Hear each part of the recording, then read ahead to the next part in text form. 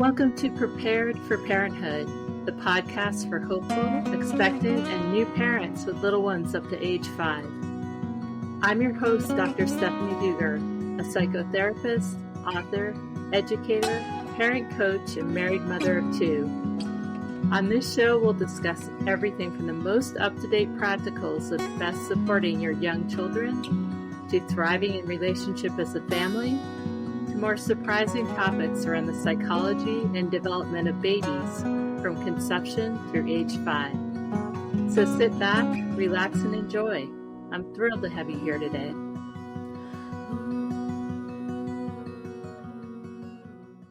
Welcome back to Prepared for Parenthood. I am thrilled today to have our guest, Elly Taylor. She is an Australian parenthood and relationship expert.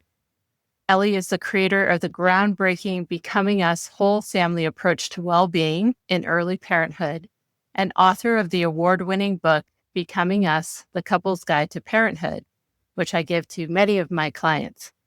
Elly has a background in relationship counseling and is a regular contributor for print, radio, and television. Elly is proud to have been an advisor for numerous university research projects and has spoken at many national and international conferences. She provides parenthood preparation and relationship education for birth, health, mental health, and helping professionals worldwide. Elly lives in Sydney, Australia, with her firefighter husband. There are 3 children and a menagerie of pets. Welcome, Elly. I am so happy to have you here today. Thank you, Stephanie, for having me. I love talking about this stuff. So Me too. And especially to you because, you have a similar background and we could talk for hours. Yes, we could. I was sharing earlier with Elly, there are so many questions that I would love to just sit down and talk with you about. But for the purpose of this podcast, I'd just like to start with one of the important pieces that you mentioned, which is the distinction between parenting and parenthood and why that's important and how it's informed your work. Oh, I think that is probably the perfect place to start. We have such a focus on parenting in our culture. There are some differences between our Australian culture and your American culture, but there's more similarities.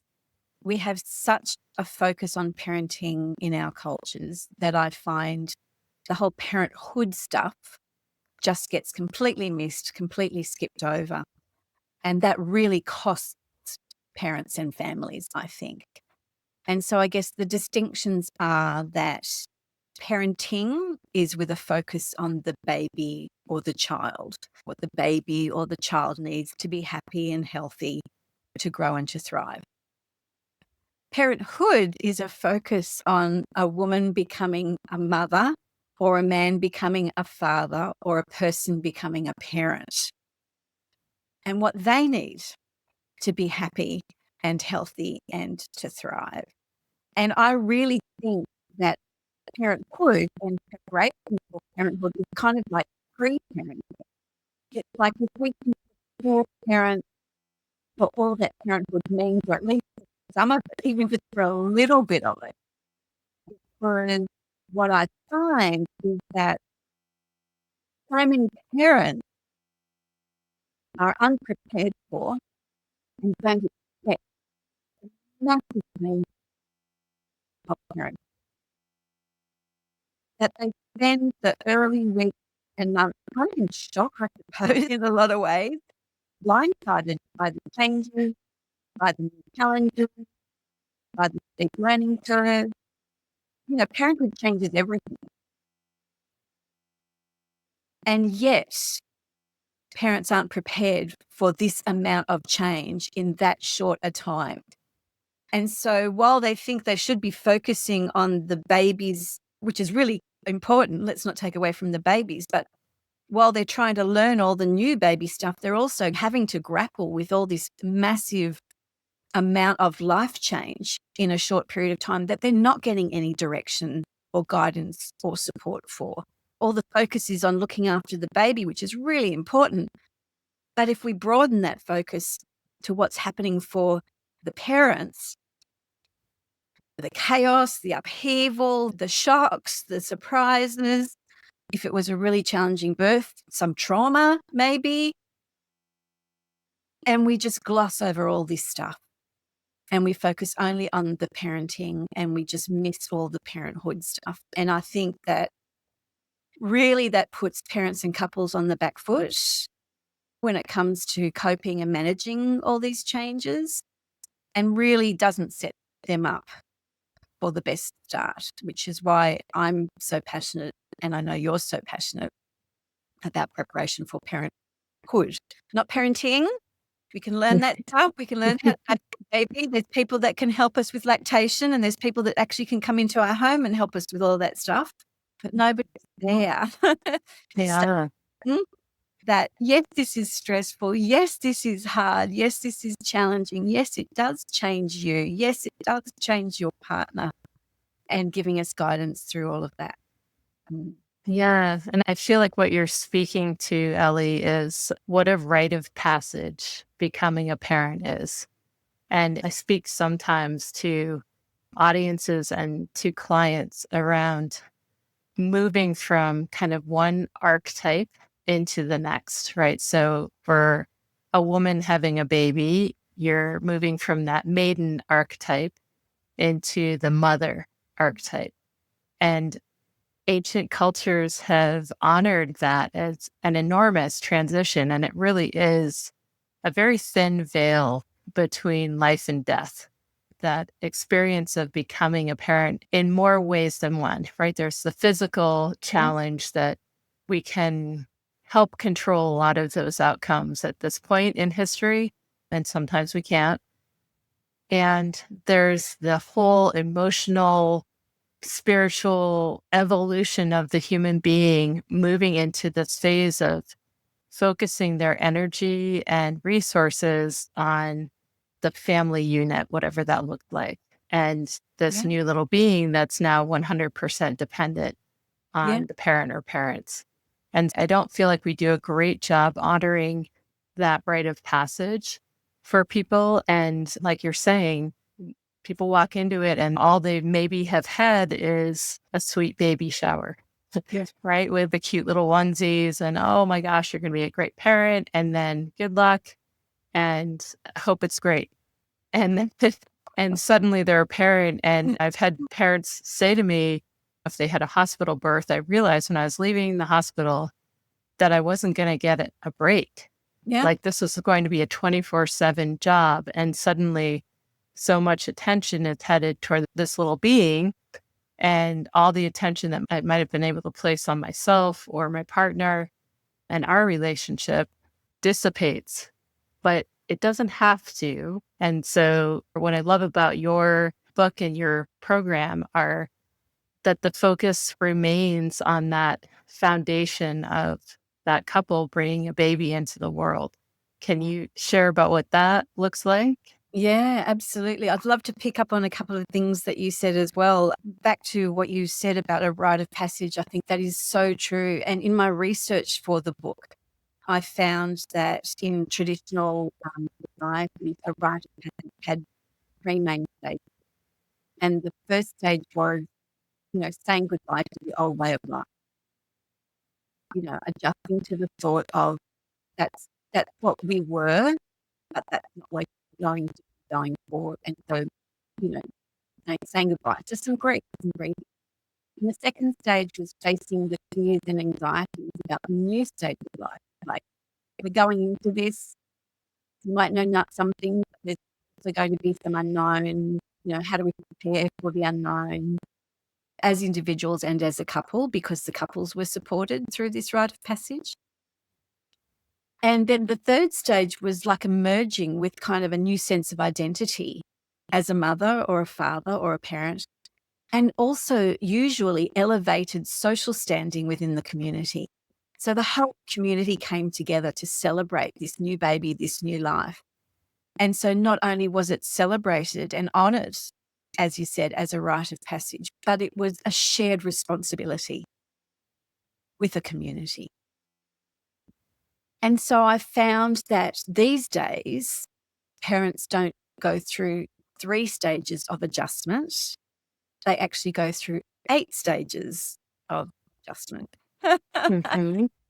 Which I don't know that I'll have time to talk about today, but maybe sometime down the track. But basically, that's the Becoming Us approach. When I was working with parents and couples for 25 years as a relationship counsellor, I just listened really closely to their stories. And what they were telling me was, this is what happened, and then that's what happened, and then that's what happened, and then that's what happened.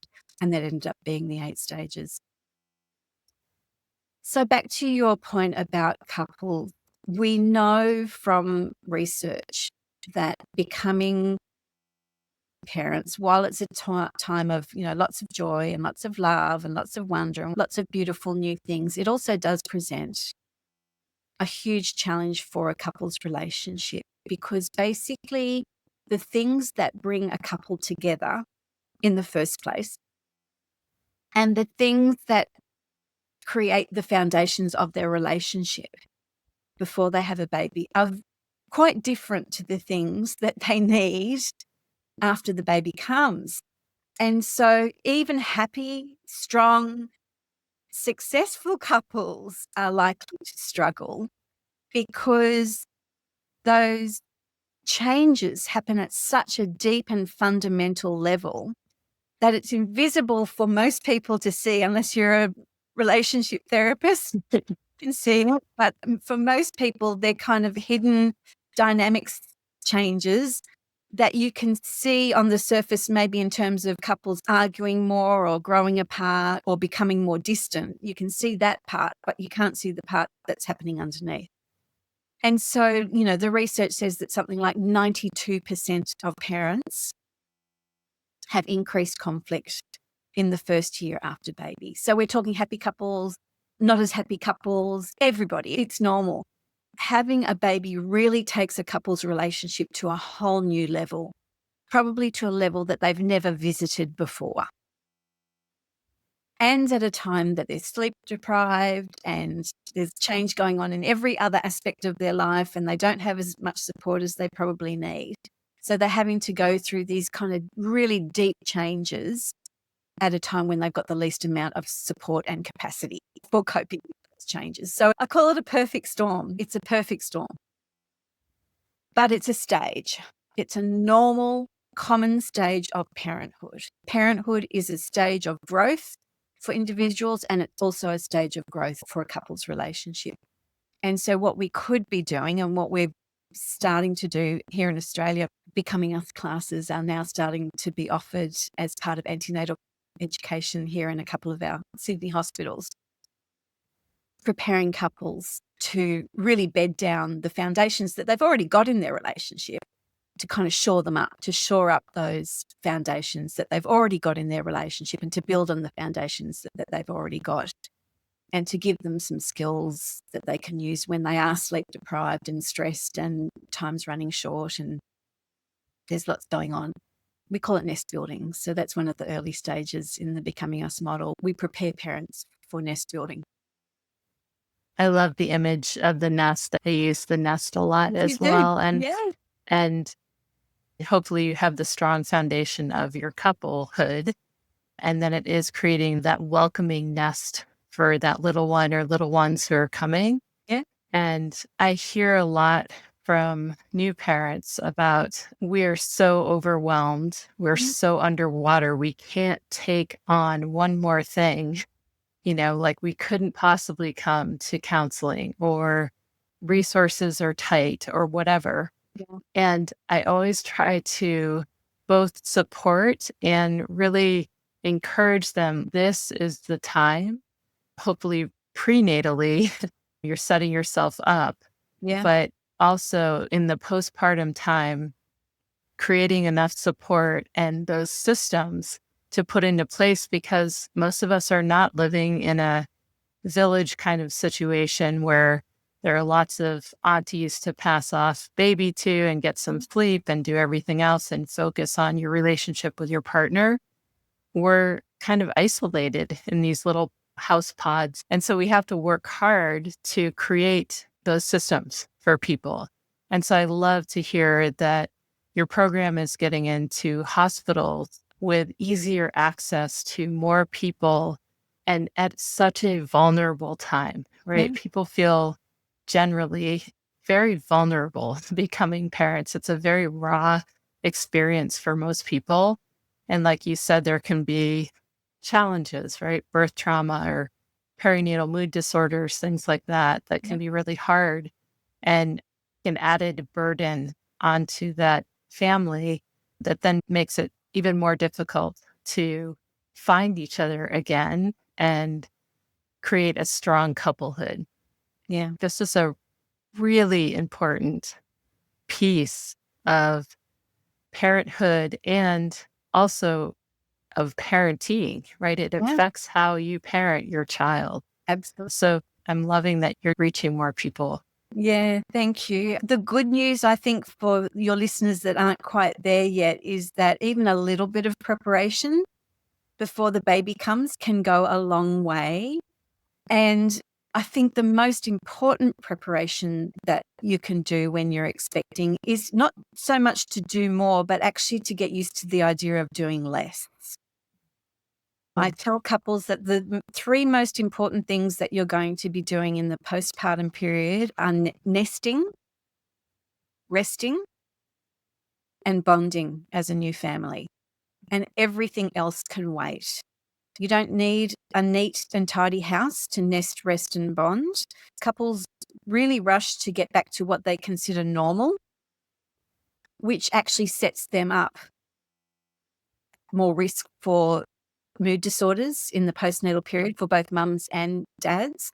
If they're trying too hard to get back to normal, if they're having to go back to work too soon, if they're trying to live their old life when they're living their new life, that's way too much. I tell couples, it's like, you know how you might have snow days in Boulder? Have a snow month. Mm. That's what you could be planning for, is a snow month where you're not going to get anything done except rest and eat and maybe do some yoga stretching and just get to know your new little person and get to know each other as new mothers and fathers and parents. So I think it's really about adjusting expectations as well and focusing on the most important things, which is just creating that space and that support and that security to take time out from normal life. You only ever get to do this once, twice, maybe 3 or 4 times in your whole entire life, where all bets are off.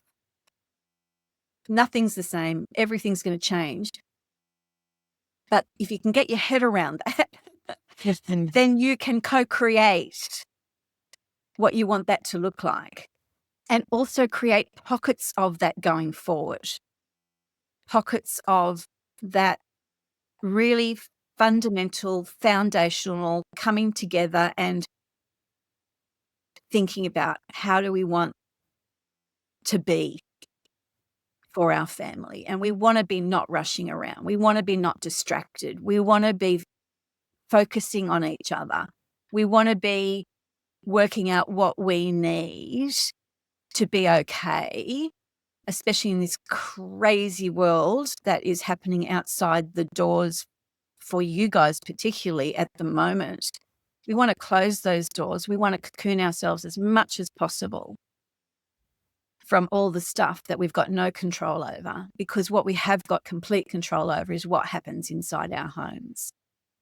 Now, yeah, and it's a tall order, right? Like everybody, I think, around the world who has access to a screen is life is moving really fast. yeah, And the pace of an infant is exceptionally slow. And I just love that so many traditional cultures have that 40-day pause period postpartum. Now, this is a time to heal, it's a time to bond, it's a time to let your baby become more attached, and that you can prepare as best as possible for that period of time, like you're saying, and set yourself up with lots of support and people bringing food and taking care of things like walking your menagerie of pets or whatever needs to happen so that you can really focus on resting and bonding and taking care of those most important needs at that time. yeah, And again, just speaking to that as such a rite of passage of moving from our super fast paced world where there's so much happening outside that maybe feels out of control or frightening on some level to the control of the nest. How do we create a nest where we can drop in and relax? And also just that understanding that there is no return to normal. It's a new normal. It's sort of like the post pandemic world. It's a new normal now. Things are different and you can't really go backwards. And when you have been pregnant or when you are partnered with someone who's been pregnant and they've been going through all those huge physiological and emotional changes, their brain is actually changing, their body is changing, and yours is too if you're the partner. And so you can't ever go back. It's different from there on out, which is Yeah. a beautiful thing and maybe scary for some people. Exactly. And yet would be less scary if these were the sorts of things that we were talking about, like if we were Yeah. having these sorts of conversations. But you're exactly right. And that's what I say to parents when I tell them that 92% of couples report increased conflict, but this is not the end of your relationship. It's the beginning of a new one.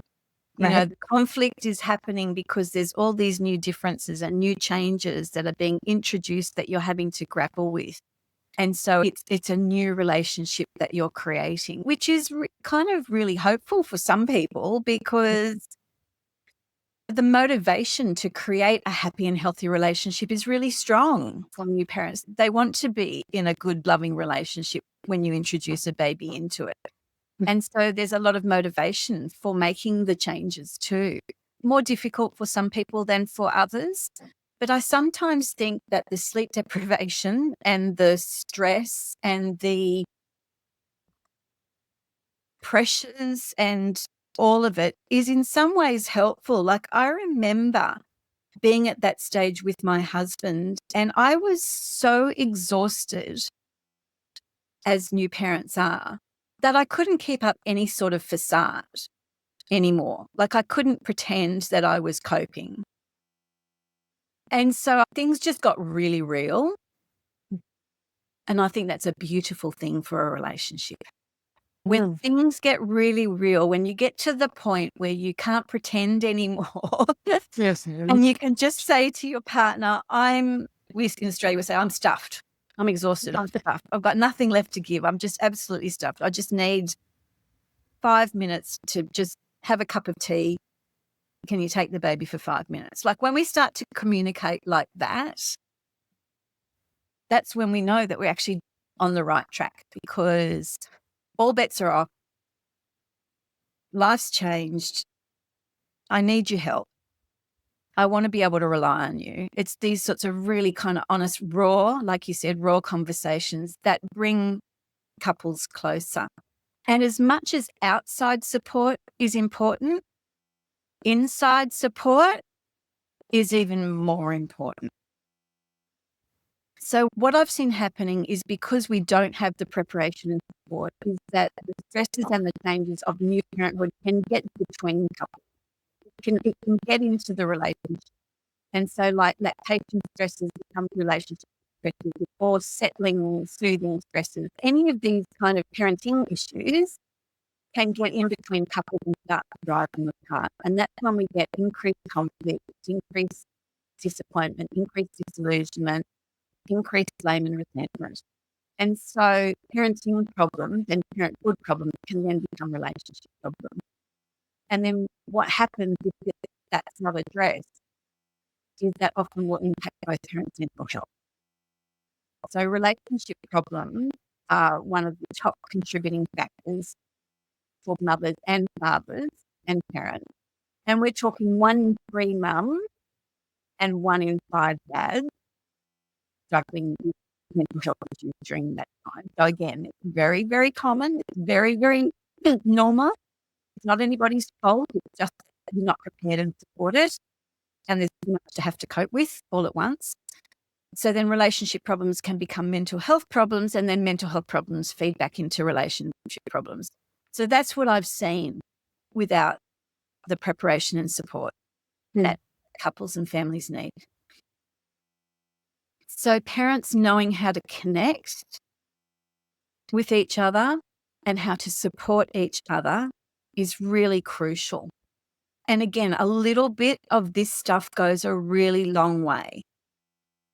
Like, it only takes a couple of minutes to check in with a partner and see how they're doing, or a couple of seconds to maintain eye contact a little bit longer, or another minute to hug for a little bit longer, or just to think about a partner and to notice how they're coping, how happy or unhappy they are. Like, this stuff is not time consuming and it's not really doing more. In some ways it's doing less because it's just letting all the other stuff go and focusing in on what's most important, which is nesting, resting and bonding, specifically in the postnatal period, but also creating pockets of that, pauses in life regularly going forward. And that might be a 5-minute pause every day, or a half an hour pause once a week, or a couple of hours once a month.